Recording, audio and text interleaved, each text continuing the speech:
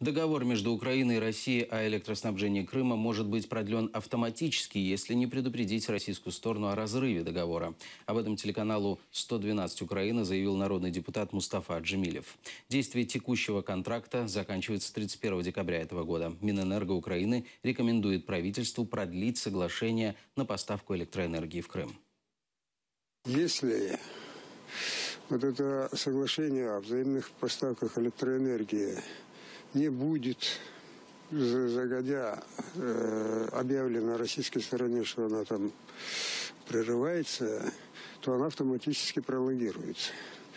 Но пролонгировать вот это соглашение в нынешнем виде – это просто преступно. Во-первых, там терминология. Она в соответствии с заключением комиссии Кабмина, она противоречит национальным интересам и экономически также невыгодна.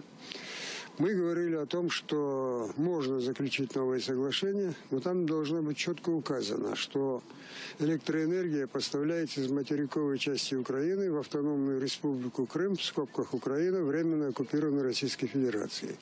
Если Россия согласится на такой термин, можно уже дальше говорить об условиях, о цене и все такое. Но поскольку мы это уже сказали в прессе, что наши такие условия, то уже Путин, по-моему, через день или через два, он сказал, что не будет закупать. Ну, слава богу, не хочет, не надо.